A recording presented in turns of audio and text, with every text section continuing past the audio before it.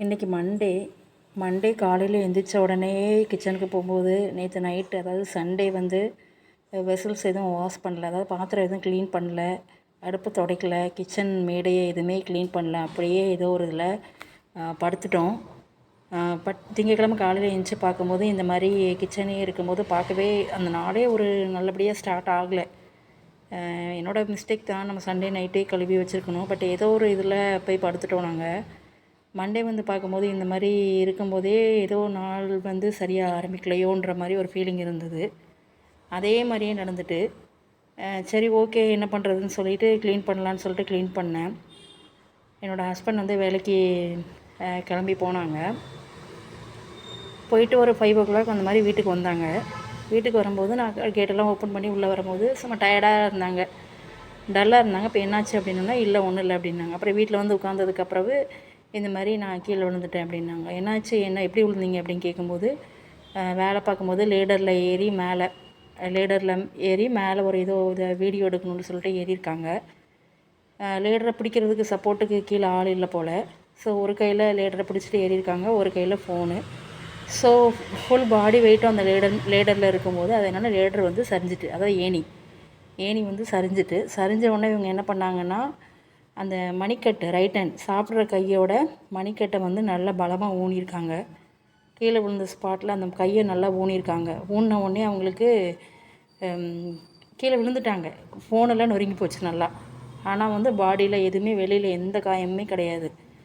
கையிலையோ கால்லையோ அப்புறம் வந்து உடம்புலையோ முதுகுலையோ தலையிலையோ எதுலேயுமே எந்த காயமுமே கிடையாது.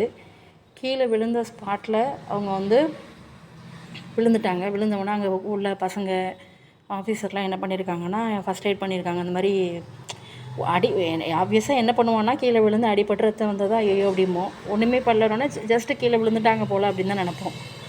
பட் ஃபுல் பாடி வெயிட்டை வந்து அந்த மணிக்கட்டு அந்த கையை வந்து ஊனினால அந்த கையில் ஃபுல் பாடி வெயிட்டு ஏறி இருக்குது.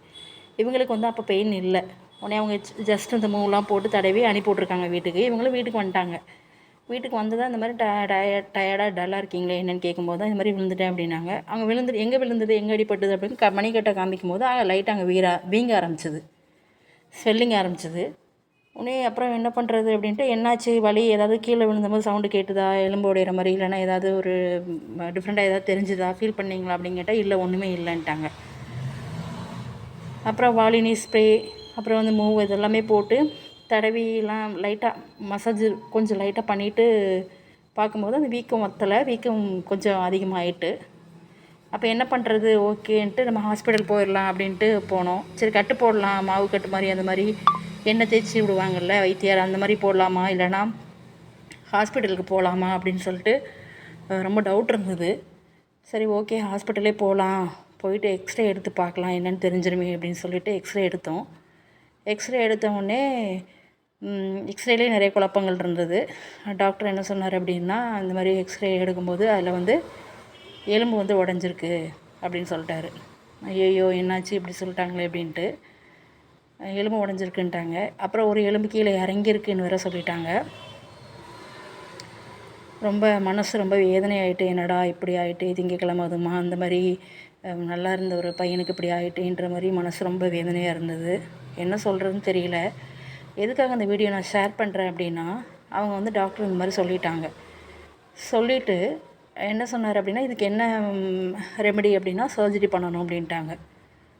சரி ஓகே சர்ஜரி பண்ணணும் அப்படின்னா என்ன பண்ணணும் அப்படின்னு சொல்லிட்டு நிறைய டீட்டெயில்ஸ் கேட்டோம். எதனால் அப்படி இப்படின்னு கேட்டோம். அவர் நிறையா எக்ஸ்ப்ளனேஷன் கொடுத்துருந்தாரு. சர்ஜரி பண்ணணுன்ட்டார். சரி ஓகே சர்ஜரி பண்ணணும்னா எப்படின்னா 3 நாள் ஹாஸ்பிட்டலில் ஸ்டே பண்ணணும் அப்படி இப்படின்னு சொன்னார். சொல்லிவிட்டு அவர் ஒரு ஃபேமஸான ஒரு ஹாஸ்பிட்டல் தான் நாங்கள் போயிருந்தோம். பட் அவர் என்ன சொல்லியிருந்தார் அப்படின்னா, நீங்கள் இந்த ஹாஸ்பிட்டலில் நீங்கள் இருந்தீங்க அப்படின்னா உங்களுக்கு எக்ஸ்பென்சஸ் கொஞ்சம் அதிகமாக வரும். தனியாக நாங்கள் ஒன்று வச்சுருக்கோம், அங்கே வந்தீங்கன்னா எக்ஸ்பென்சஸ் கம்மியாக இருக்கும், கொஞ்சம் கம்மியாக இருக்கும்ன்ற மாதிரி சொல்லியிருந்தாங்க. இப்போ வந்து எங்களுக்கு வந்து நீங்கள் டைரெக்டாக வந்து அந்த ஹாஸ்பிட்டலே நீங்கள் அட்மிட் ஆகுங்க அப்படின்னு சொல்லியிருந்தாங்கன்னா எங்களுக்கு டவுட் வந்திருக்காது. டவுட் மீன்ஸ் என்னென்னா, சரி ஓகேன்ட்டு நம்மளும் அட்மிட் பண்ணியிருப்போம். எப்படி இருந்தாலும் நம்ம செகண்ட் ஒப்பீனியன் கேட்குறது தான்.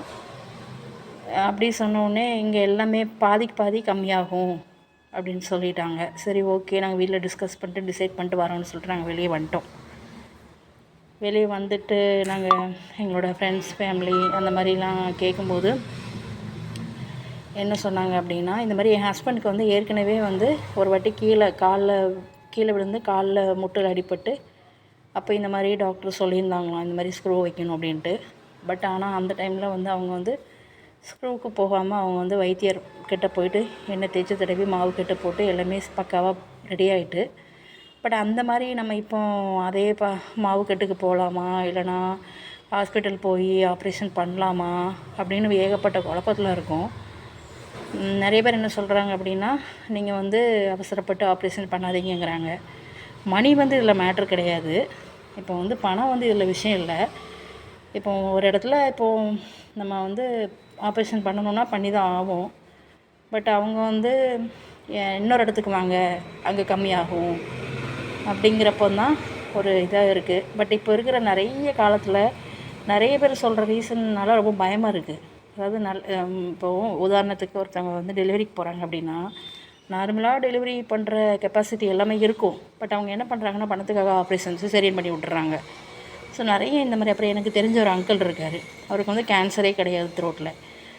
பட் வந்து கேன்சர் இருக்குதுன்னு சொல்லி அவங்களுக்கு ஏதோ ஆப்ரேஷன் பண்ணி எல்லாம் செலவு பண்ணிட்டாங்க. அப்புறம் ஒரு 2-3 இயர்ஸ் கழித்து மறுபடியும் ஒரு அதே த்ரோட்டில் ஏதோ சின்ன டிஸ்டர்பன்ஸ் இருக்கிறதுனால மறுபடியும் ஹாஸ்பிட்டலில் போயிட்டு செக் பண்ணும்போது அந்த பழைய ரிப்போர்ட்டை காமிக்கும் போது அவங்க இது கேன்சரே இல்லையே அப்படின்னு சொல்லியிருக்காங்க டாக்டர்ஸ், வேற ஒரு டாக்டர்ஸ். ஸோ அதனால் வந்து இது வந்து நம்ம அந்த டாக்டரை குறை சொல்கிறதா, இந்த டாக்டரை குறை சொல்கிறதான்னு கிடையாது. ஆனால் வந்து நம்ம வந்து எல்லாமே நல்லா தெரிஞ்சுட்டு பண்ணணும். பட் நம்ம வந்து என்ன சொல்கிறதுனே தெரியல இந்த காலகட்டத்தில். ரொம்ப பிளாங்காக இருக்கும். அதனால் நான் எதுக்காக இந்த வீடியோ ஷேர் பண்ணுறேன் மெயினாக அப்படின்னா, நம்ம வந்து ஒரு டாக்டர்கிட்ட போகிறோம், ஒரு ஹாஸ்பிட்டல் போகிறோம் அப்படின்னா, ஒரு வாட்டி செக் பண்ணுறோம் அப்படின்னா, நம்ம அதை கேட்டுட்டு நம்ம உடனே முடிவெடுக்க வேண்டாம். இன்னொரு ஹாஸ்பிட்டல் போகலாம், இன்னொரு டாக்டர்கிட்ட போகலாம், 2-3 டாக்டர்கிட்ட கூட போகலாம் அப்படின்னு கேட்கலாம். நம்ம ஒன்றும் தப்பு கிடையாது. இப்போ கை வந்து ஒருவேளை உண்மையிலேயே உடஞ்சிருந்து அப்படின்னா சர்ஜரி பண்ணிக்கலாம். ஒருவேளை உடையில இது மாவுக்கட்டிலே சரி பண்ணுற மாதிரி ஒரு ஆப்ஷன் இருக்குது அப்படின்னா கண்டிப்பாக நம்ம மாவுக்கட்டு மூலமாகவே சரி பண்ணிக்கலாம். எதுக்கு நம்ம உடம்பு புண்ணாகணும்? காசும் நமக்கு விரயமாகும், பட் உடம்பும் நமக்கு இதாகும். அதனால் வந்து அப்புறம் இன்னொரு அதே டாக்டர் அந்த கை உடஞ்சி சர்ஜரி பண்ணணும்னு சொன்ன டாக்டரே வந்து இதுக்கு நீங்கள் மாவுக்கட்டும் போட்டுக்கலாம். போட்டுக்கிட்டால் கூட ஒரு 3-4 உங்களுக்கு ஜாயிண்ட் ஆயிரும் எலும்பு. பட் ஒரு 3-4 வருஷம் கழிச்சு திரும்ப பெயிண்ட் வரும், ஆர்த்ரைட்டிஸ் வரும்ன்ற மாதிரி நிறைய சொல்லியிருந்தார். ஸோ அதனால் ரொம்ப கன்ஃபியூஷனாக இருக்குது. அதனால் வந்து இந்த மாதிரி பொதுவாகவே என்ன பண்ணுறாங்கன்னா, இந்த மாதிரி டாக்டர்ஸ் இந்த மாதிரி ஹாஸ்பிட்டல் இப்போ இங்கிலீஷ் மெடிசன் அப்படின்னாலே வந்து ரொம்ப பயந்துக்கிறாங்க மக்கள். பட் மக்களோட பயம் வந்து எதனால் வருதுன்னா, பேசுகிற ஒவ்வொரு வார்த்தைகள்னால வருது, கிளியரான ஒரு ஸ்டேட்மெண்ட் இல்லாதனால வருது. எனக்குமே அந்த கன்ஃபியூஷனில் தான் நாங்களும் இருக்கோம். இங்கே போகலாமா, அங்கே போகலாமா, இவர்கிட்ட போகலாமா, அவர்கிட்ட போகலாமா, தமிழ் மெடிசன் போகலாமா, நாட்டு மருந்து போகலாமா, இங்கிலீஷ் மெடிசன் போகலாமான்ற ஏகப்பட்ட குழப்பத்தில் இருக்கும். என்ன பண்ணுறதுன்னு தெரியல. ரொம்ப வந்து வேதனையான ஒரு விஷயமா இருக்குது. என்ன சொல்கிறதுன்னு தெரியல. நீங்களும் இந்த மாதிரி ஏதாவது உங்களுக்கு இருந்ததுன்னா ஷேர் பண்ணுங்கள், சொல்லுங்கள், என்ன பண்ணலான்னு சொல்லுங்கள்.